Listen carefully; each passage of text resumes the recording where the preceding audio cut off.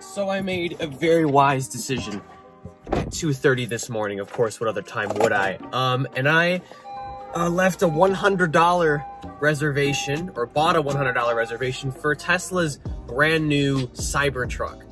And to address the immediate responses that I got on my community page, oh, so you rich boy, if this car was to come out tomorrow, would I be able to afford it or finance it or buy it outright?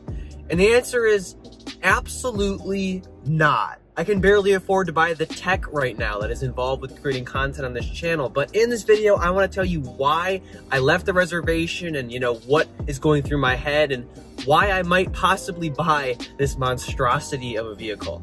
So why would I consider driving a truck? I don't look like the type of person who would drive a truck. I'm not driving a truck right now. I'm actually driving my beloved Honda Civic, and I live by it and stand by it and swear by it. This thing is so fun to drive and super fuel efficient and just economical for a college student like me. The payments are low, and of course the gas price or just the fuel economy, like I said, is just beautiful. So a little background about me. I live in the state of Michigan, like Detroit Borg. We live in the Motor City. So this is Ford, GM, and Chrysler Central. So everybody and their mother drives a Ford F-150, a Chevy Silverado, or a Ram 1500. And I apologize for the shakiness. This is just the way it's gonna have to be filming in the car. But anyway, trucks are not uncommon in my area. They're driven around everywhere, for leisure even. People would like to drive them just to drive them. People don't necessarily use the bed of their truck all the time, and that was the case for me before I had this car. My dad actually, after driving his very own Honda Civic for like 5 years, decided it was time for him to get himself a big boy car, and he ended up driving a Chevy Colorado for about 2 years, mostly as a commuter, distance traveling. That sounds so stupid, but just like a car to drive, right? He drove it to work and back for 2 years, then he got himself a nicer sedan, and that was mine and my sister's car to drive for our first year of legal driving because it's safer, it's bigger, and it has all-wheel drive, which is great for, snowy weather and just winter terrain, right? Because with the weather here in Michigan, it's like rolling a dice. You never know what it's gonna be. So with that said, I've driven a pickup. I know what they're about. I like the nice size, although I hate the fuel economy with them. I got around 16 miles to the gallon in my Colorado, or my dad's Colorado, that is. So that was the one thing I hated about it. And also the suspension. Of course, with trucks, they drive differently. They're less smooth. But from what I've seen from the test footage or just people's experiences when they went into the Cybertruck, they said it was smoother than most trucks. Obviously, not going to be Model S smooth or, like Mercedes S-Class smooth, but it's going to be smoother than most trucks, I would assume. So with that out of the way, you may be like, okay, well, you want a truck, but why would you buy a Tesla Cybertruck? And on top of all that, how are you, young man, going to afford that? And are you going to go into debt and whatever? Like, how would you even possibly do that? Well, this is what I'm thinking. Up until a couple of months ago, my channel was just dead. I'm sorry. I loved doing it. It was a passion, but just business was just a flat line. But recently, in the past couple of months, growth, revenue, and viewership have just went exponentially upward. Not to the point where I could afford a Tesla and all the insurance and the payments and things that come with it.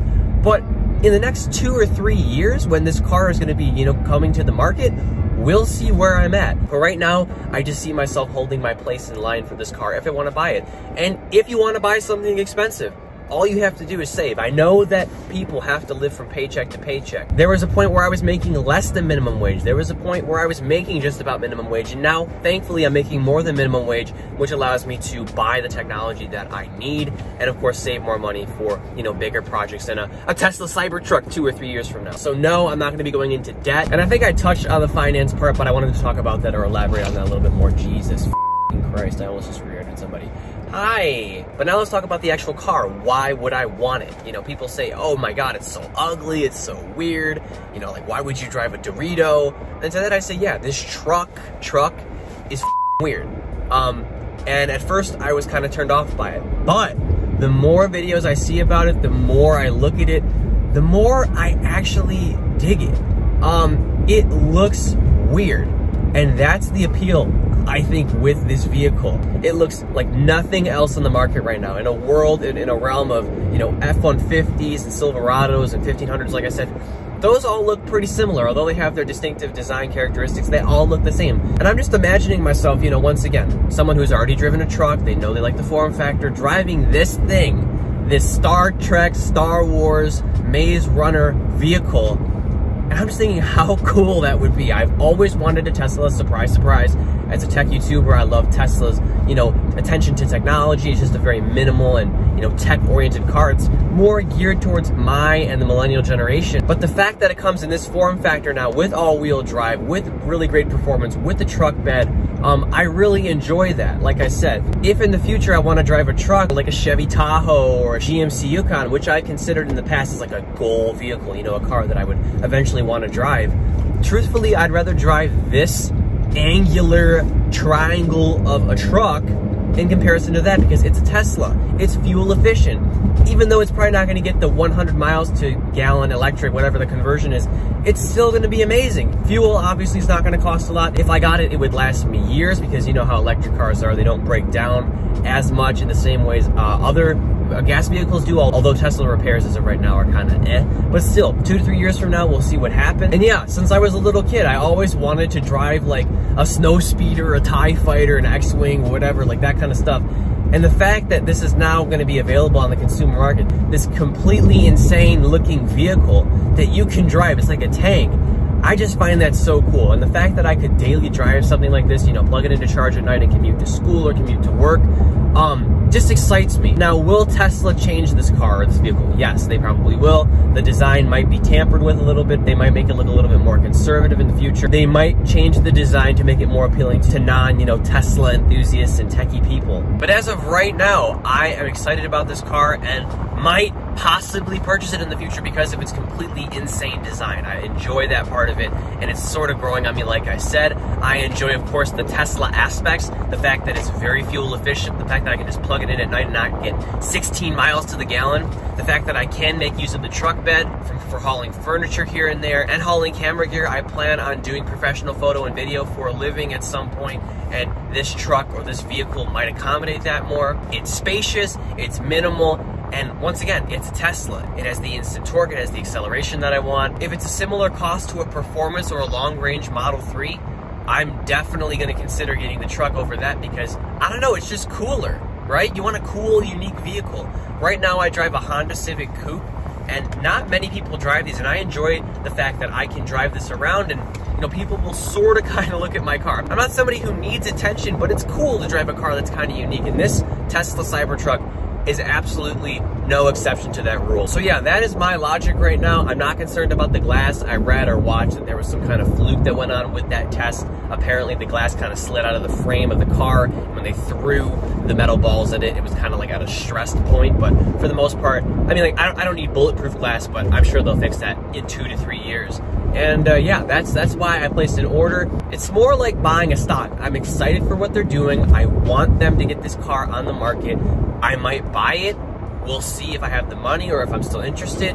But yeah, I love what they're doing. I love that they're pushing the boundaries when it comes to conventional vehicles. I like that they're entering the truck market, not in a very conventional sense. They're not making a vehicle that looks like every other truck. And that's, once again, what I think the appeal is with this vehicle. That's why I think that they have gained 200,000 plus pre-orders here, me being one of those people. So these have been my thoughts on the Tesla Cybertruck. I'm excited. I love seeing new technology. Once again, will I buy it? We'll see. But this is the reason why I made a reservation. I thought I'd share it with you. Obviously, I'm not the most conventional truck driver. I'm not like your typical country boy or someone up in my state who actually needs a truck to, you know, make a living.